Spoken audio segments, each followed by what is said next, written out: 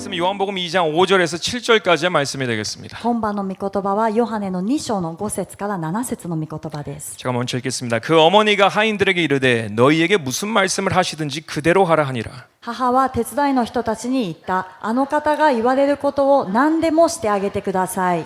거기 유대인의 결례를 따라 두세 통 드는 도랑알이 6이 놓였는지라. さてそこにはユダヤ人の清めのしきたりによってそれぞれ80リットルから120リットル入りの石の水甕が6つ置いてあった。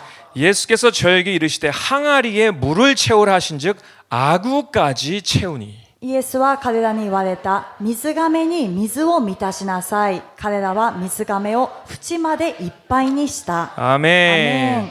여기서 중요한 것은 마리아가 종들에게 예수님께서 시키는 대로 하라고 했잖아요. ここで重要なのはマリアがしもべたちにイエス様が言われることをそのまま行いなさいと言ったんです。 그래서 예수님께서 채우라고 하실 때는 아구까지 채우라고 명령하신 거예요. そしてイエス様が満たしなさいと言われたときにもう満タンですね。縁まで満たしなさいと言われました。 그래서 오늘의 말씀은 매우 중요한 기도에 대한 내용이 될 것입니다. で今晩の御言葉はとても重要なんですけども祈りについての御言葉になります。 저와 여러분의 항아리에 물을 가득 채우시는 저와 여러분 되시길 축복합니다. 皆さんと私の水甕に水をいっぱい満たす私たちになりたいと思います。 제가 사실 이 말씀을 주일날 말씀으로 전하려고 했어요. 実 마지막 날, 際ですね、 작년에.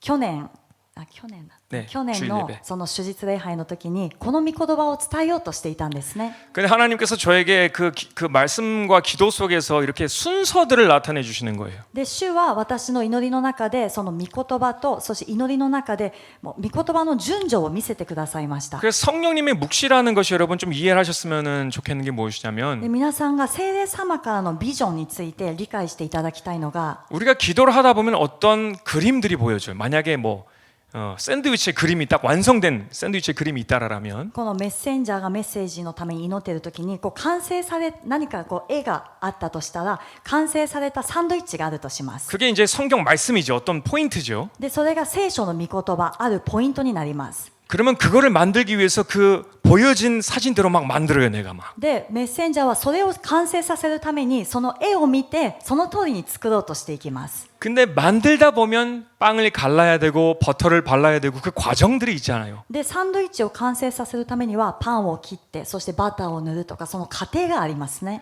근데 제가 하다 보니까 미처 그 전에 것들이 있었던 것이에요. でも私がそう完成させようとしていたらその前の部分があったことに気づいたんですね。 그래서 일요일에 우리가 기도의 재단들이 되어야 된다라는 메시지를 전했습니다. そしてその日曜日には私たちはこう祈りのですね祭壇にならなければならないというそういうメッセージを伝えました。 근데 오늘의 말씀은 그거에 연결해가지고 우리가 어떤 기도를 할 때 역사가 일어나는가를 좀 나눌까 합니다. で今晩のメッセージはそこからつながって私たちがどのように祈るときにその働きが起こるのかということを説明したいと思います。 그래서 저는 올해는 특별히 우리 성도님 모든 분들에게 성령의 묵시가 하나씩 풀어지길 원해요. 소원하고 있어요. ですから私は特に今年本当に皆さんの一人一人の上に聖霊様からのビジョンが解き放たれることを祈っているしそのようになってほしいと願っています。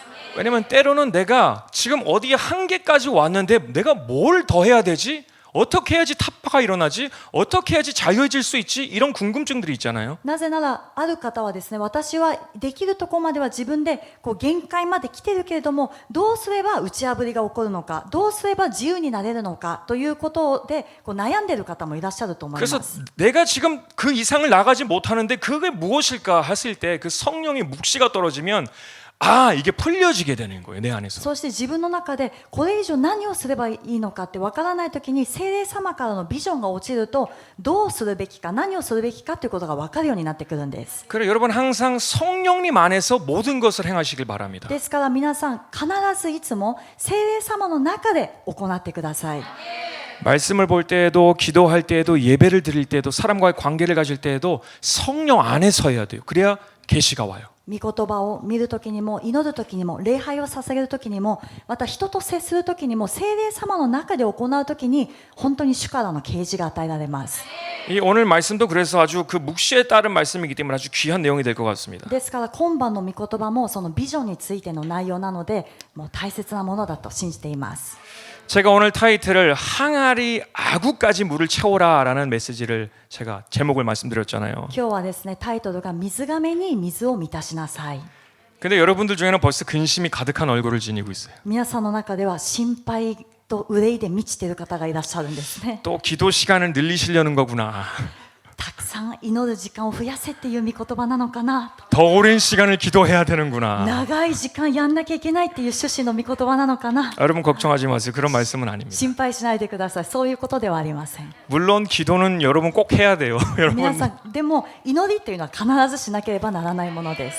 우리가 기도를 오래 하는 것도 중요하지만 우리가 기도를 완성시키는 것이 더욱 중요해요. 여러분 私 이게 たちは 포인트예요. 皆さん長い間長い時間祈るというのも重要なんですけども祈りを完成させるというのがここがもっと重要なポイントになります。 아멘. アメン。 여러분이 오늘 캐치하길 바라는 내용은 무엇이냐면 여러분이 눈을 감고 기도에 들어가는 그 시간에 今日皆さんがぜひキャッチしてほしいポイントは皆さんが目をつぶって祈りに入っていくその瞬間 오늘 본문 말씀처럼 여러분이 채워야 할 항아리가 앞에 있을 거예요, 今 여러분. 日の本文の御言葉のように皆さんの目の前には皆さんが満たさなければならない水がめが置いてあるんです。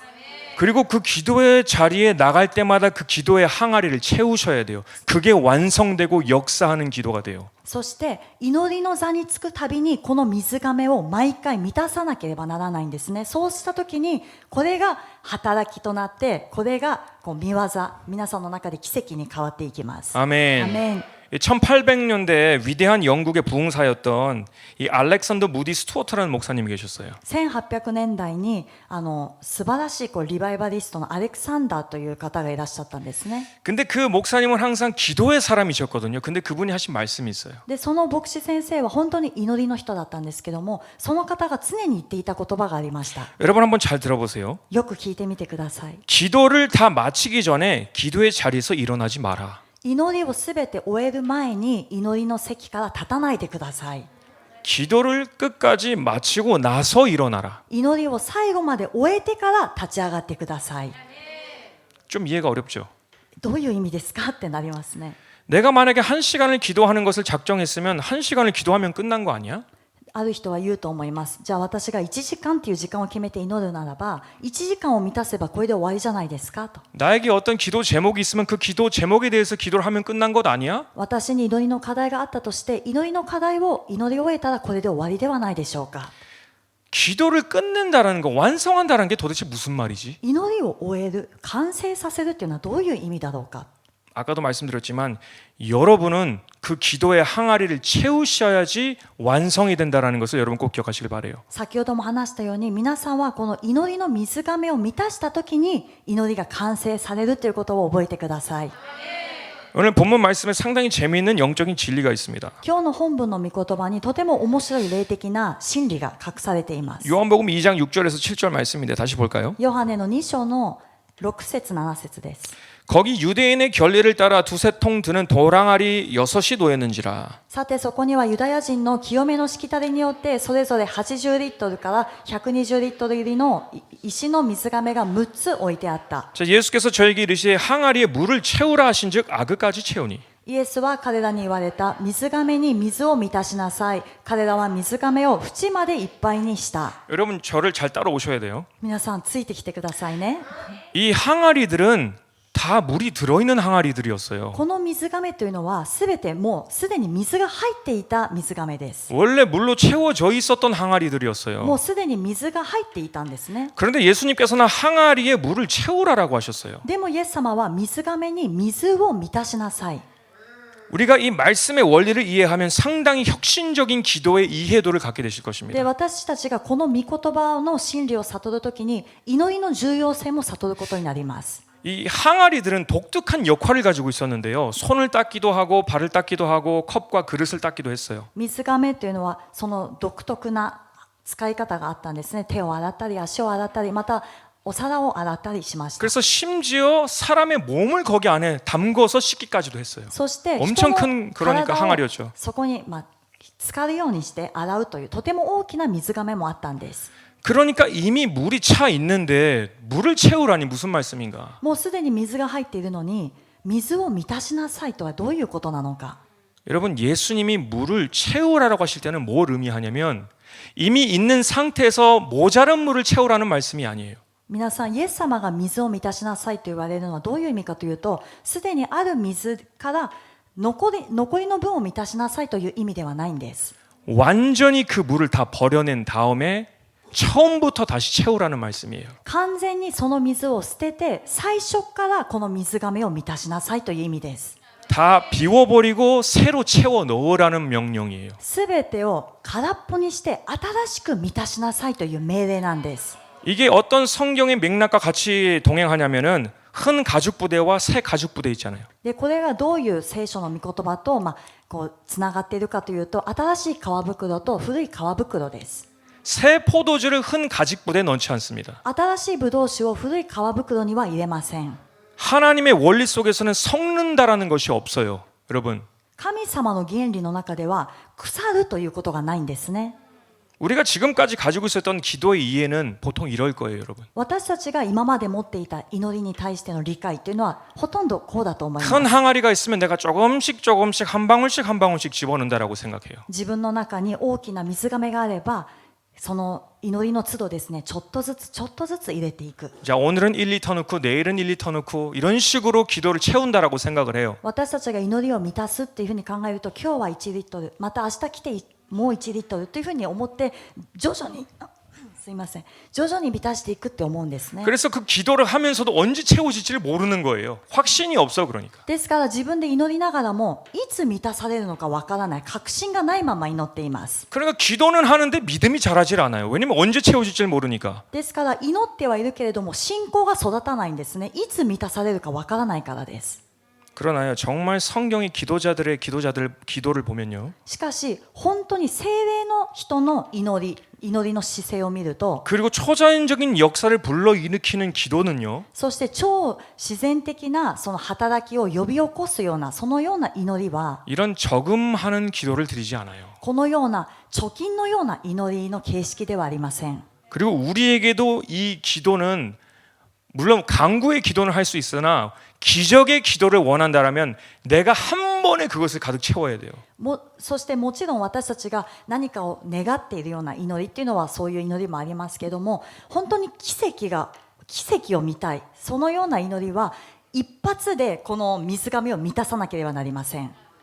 그 기도의 자리에 나오는 순간 내 앞에 있는 항아리를 그날 다 채우셔야 돼요. その祈りの座に来た瞬間、私の目の前にある水がめを今日すべて満たさなくてはなりません。 그래서 하나님의 평강이 임하는 것이에요, 여러분. そうした時 반응이 に 없는 것 같아요. 있어요. 反応がないかのように思えるかもしれないんですけども、神様からの平安がやってきます。 그게 기도가 완성되는 것이에요. それが祈りが完成された証拠です。 그 기도 속에 자유가 있고 능력이 부어지게 되어 있어요. その祈りの中に自由があり、また力が注がれます。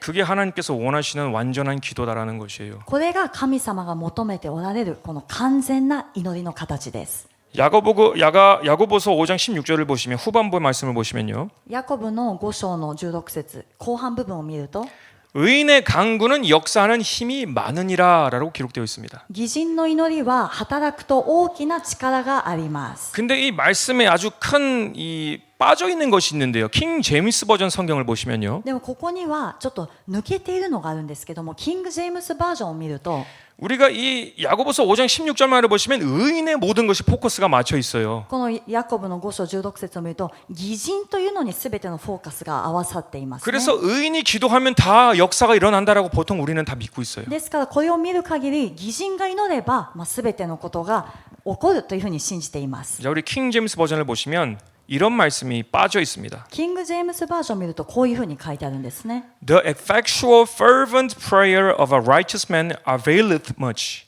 fervent prayer이 빠져 있어요. これはですね、熱い祈りっていうのが抜けています。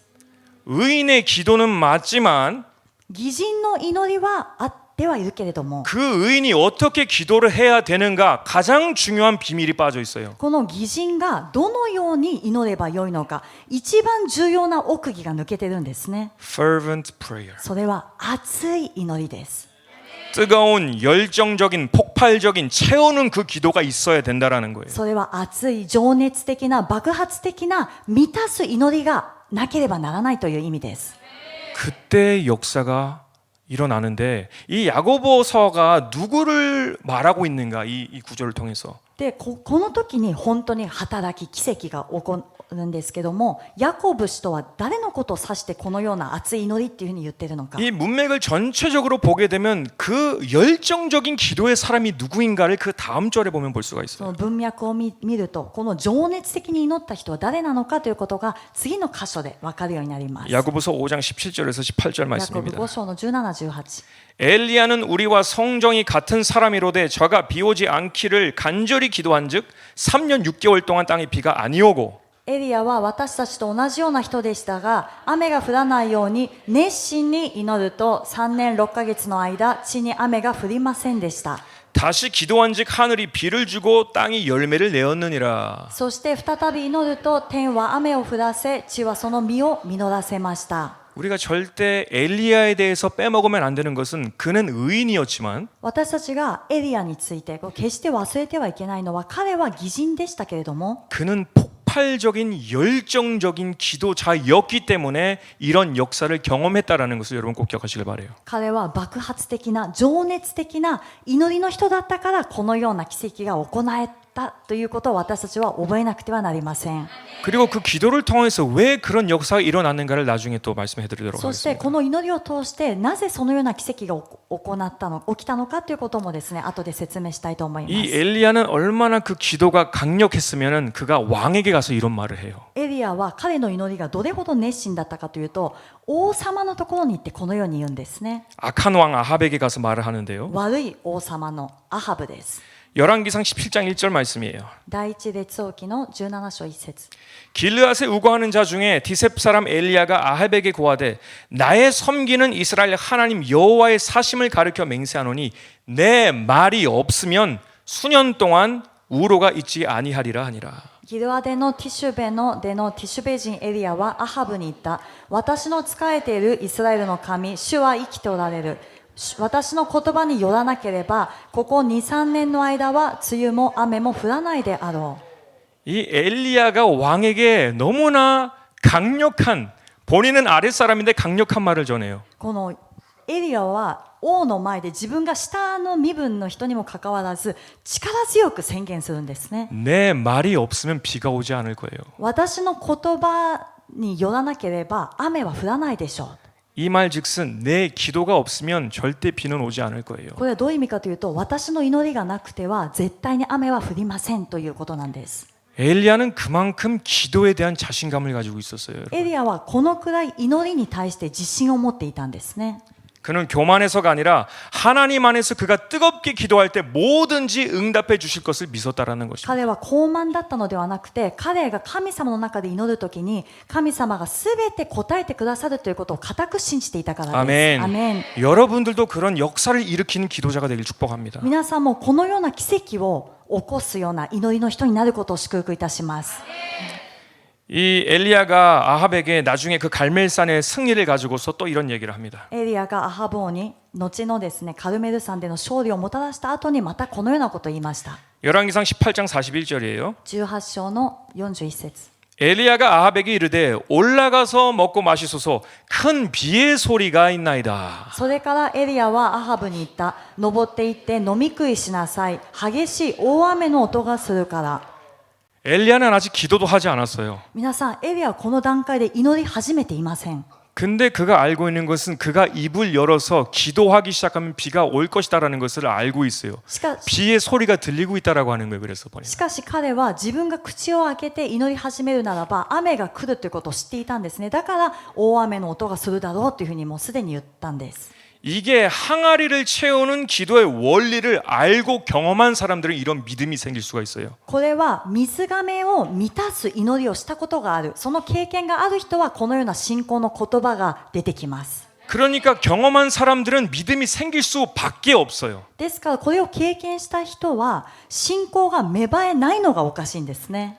언제 응답받을지 의심하고 두려워하지 절대 않아요. 決していつ答えられるんだろうと疑問に思ったり疑いを持ったりそして恐れることはありません。 그러니까 우리는 그 항아리를 채우는 기도의 방법, 그 원리를 알아야 된다는 거예요. ですから私たちはこの水がめを満たす祈りの法則、この原理を知る必要があります。 우리가 다시 한번 생각해 볼게요. 엘리야는 비가 올 것임을 알았어요. もう一度整理してみますね。エリアは雨が降ることを知っていました。 그럼 그는 쉬엄쉬엄 기도해도 되지 않았을까요? そしたらもうすでに来るってことを知っていたら彼は休みながら祈ってもよかったんじゃないでしょうか。 엘리야가 입만 벌려서 기도하면 비가 올 텐데 なぜならエリアが口を開いて祈り始めたら本当に雨が来るから。 근데 엘리야가 7번을 어떻게 기도하는지 그 뭐라고 할까 자세를 한번 보길 바래요. でもエリアが7度ですね、どのような姿勢で祈るのか、その姿勢を見てみたいと思います。 열왕기상 18장 42절 말씀입니다. 42節です。 아합이 먹고 마시러 올라가니라 엘리야가 갈멜살 꼭대기로 올라가서 땅에 꿇어 엎드려 그 얼굴을 무릎 사이에 넣고. そこでアハブは飲み食いするために登っていった。エリアはカルメル山の頂上に登り、地にひざまずいて自分の顔を膝の間にうずめた。 엘리야의 이 기도 자세는 퍼포먼스가 아니에요. エリアのこの祈りの姿勢はパフォーマンスではありませんでした。 엘리야는 항상 하나님 앞에 기도할 때 이런 태도와 자세를 가지고 기도를 했어요. エリアはいつも神様の御前で祈るときにこのような姿勢と態度で祈っていたんです。 그 기도의 자리에 나아갈 때마다 내 생명을 그곳에 갈아 넣는 거예요. その祈りの座につくたびに自分の命をそこに注ぎ込むんですね。 목숨을 건 기도. 命をかけた祈り。 내가 채워야 할 그 항아리를 다 채워야 되겠다는 그 목적을 가진 기도. 自分のその満たすべき水がめを全部満たさなくてはならないという目的を持った祈り。 나중에 그 7배의 기도를 통하여서 구름이 보이죠. 그때 겨우. そして後でですね、この7回の祈りを通して手のひらほどのその雲が見えてくるんです。 이거에 대한 나중에 설명도 더 있을 테니까 아직 좀 그 마음속 여러 가지 생각이 있을 테니까 좀 기다리시길 바랍니다. これは後でですね、もう少し説明したいと思います。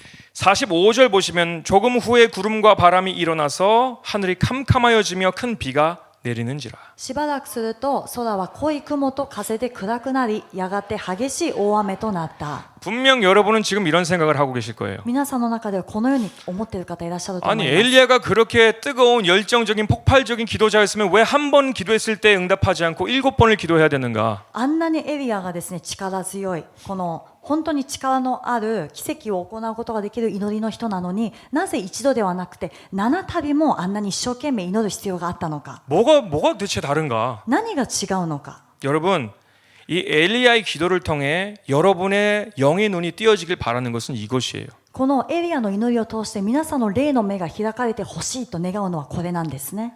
엘리야는 7번이라는 기도를 조금씩 나눠서 한 항아리를 채운 것이 아니라 エリアはこの水がめをですね、7回という祈りに分けて一つずつちょっとずつこう入れていったのではなくて、 엘리야는 7 항아리를 가득 채웠어요. エリアは7つの水がめを満たしたんです。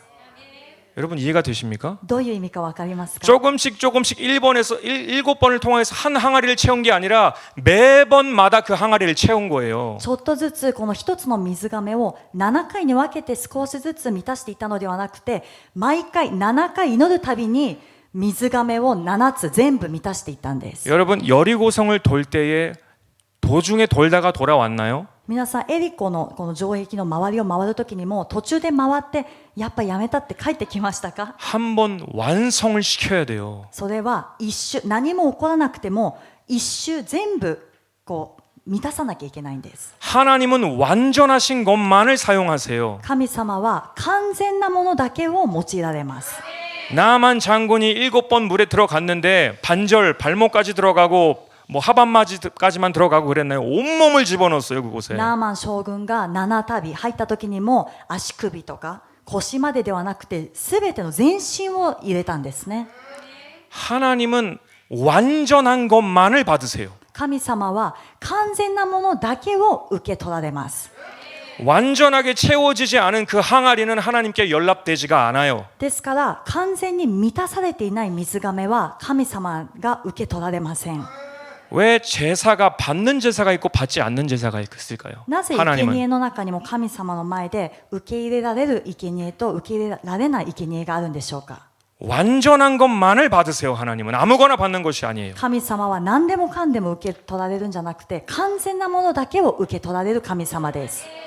시편 기자 119편에는 그가 하나님 앞에 완전한 행동을 하는 사람들에 대해서 얘기를 해요. この詩篇の記者はですね、119編で彼は神様の御前で完全なものを行う人についてこのように書いてあり 그래서 ます。 그들은 복이 있다라고 말을 합니다. それ彼らには祝福があると言うんですね。 근데 164절을 보시면 이런 말씀이 또 있어요. 164節を見るとこう書いてあります。 주의 의로운 규례를 인하여 내가 하루 7번씩 주를 찬양하나이다.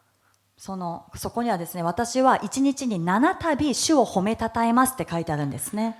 7번이라는 것이 그래서 상당히 중요합니다. ですから7度、7という数字はとても重要になります。 이 7이라는 것을 통하여서 하나님은 온전한 것을 받으시고 그를 완전한 자라 부르세요. その7という数字を通して神様はそれをですね、完全なものとみなしてそれを受け取られます。 왜 하나님은 온전한 것만을 받으실까요? なぜ神様は完全なものだけを受け取られるでしょうか。 마태복음 5장 48절 말씀입니다. マタイの5章の48節の御言葉です。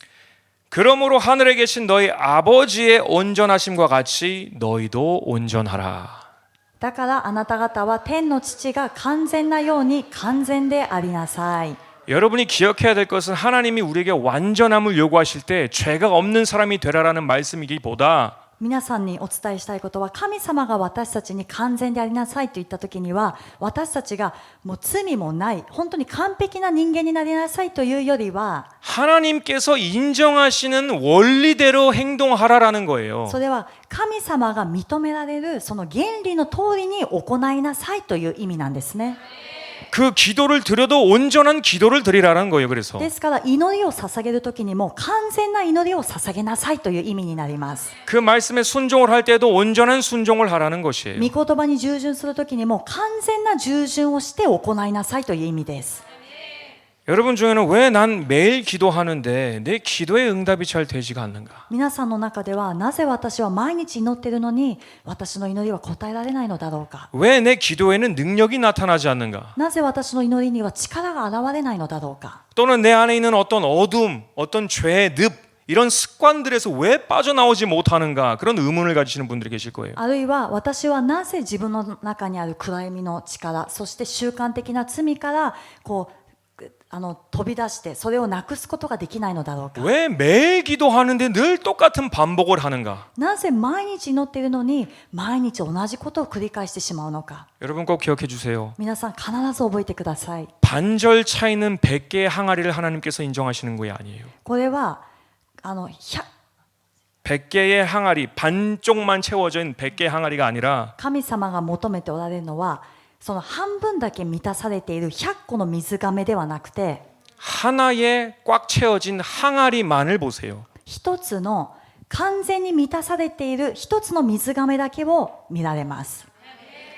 제가 이렇게 한 번씩 볼 때 안타까운 것이 무엇이냐면요. 私が見ていてもどかしいと思うことは何かというと 이 모처럼 승리하지 못하고 늘 똑같은 굴레에서 뒹구는 그런 분들을 보면 いつも勝利できずに同じところで繰り返しここばっかり回っている方を見ると 조금 더 해야 되는데 조금 더 해야 되는데 늘 그 중에서 멈춰요. もう少し進まなきゃいけないのにもう少し先に行かなきゃいけないのにって言うけれどもいつもそこで止まってしまうんですね。 그러니까 스스로는 나는 기도를 했는데 변화는 일어나지 않는 거예요. でも本人は言うと思います。私は祈ってます。でも変化はありません。 제가 여러분께 말씀드릴게요. 그 불길로는 못 쫓아내요, 여러분. 皆さんにお伝えしたいのはそのような日では追い出すことはできません。 하나님께서 받으시는 온전한 기도가 드려질 때의 변화는 일어나요. 성령의 역사를 통해서. 神様が見られた時に完全だというもの、それを満たした時、その満たすものになった時にその時初めてその奇跡というのが行われるんです。 저는 우리 모두가 좀 하나님의 능력을 체험했으면 좋겠어요. 私は本当に私たちみんながですね、神様の道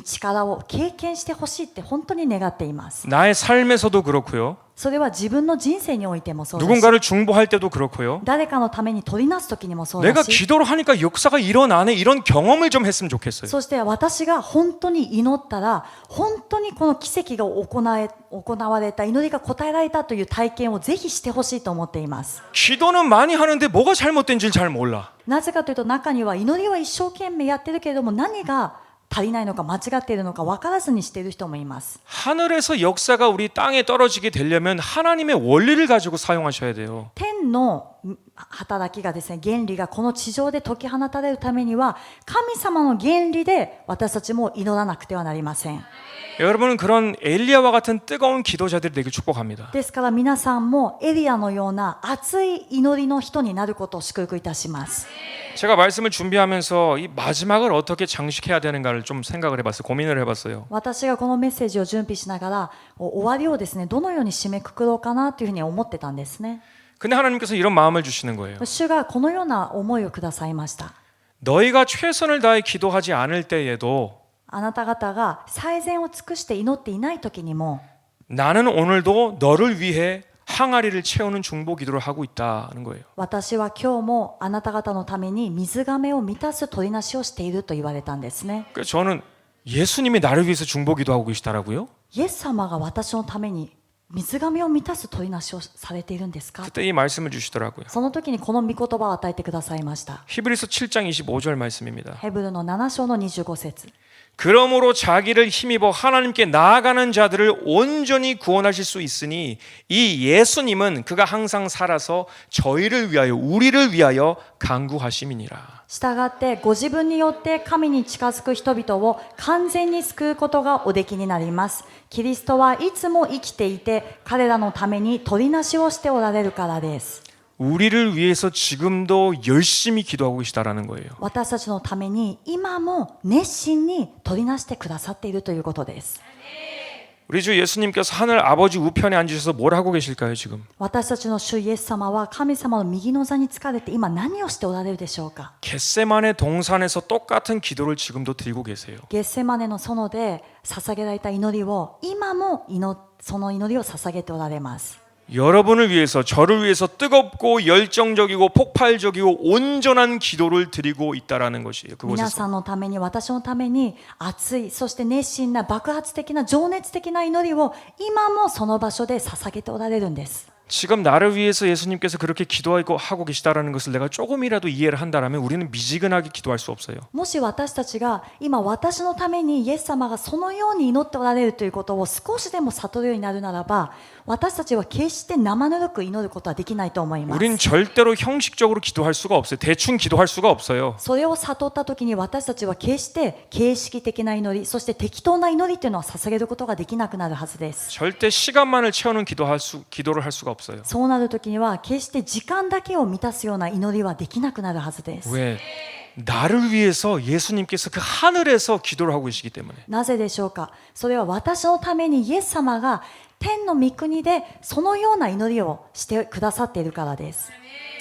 하나님의 나라가 우리 중에 열려지게 되는 모든 기적은 다 원리 안에서 시작됩니다. 神様の御国が私たちの中で解き放たれるそのすべての奇跡は神様の御国の原理の中で起きていきます。 기도를 많이 하는 것은 좋아요. ですから祈りをたくさんするということは皆さん本当にいいことですよ。 근데 그 기도를 할 때마다 나에게 맡겨져 있는 그 고를 다 이루셔야 돼요. しかしその祈るたびに自分に任されているその水がめをですね、すべて満たそうとしなくてはなりません。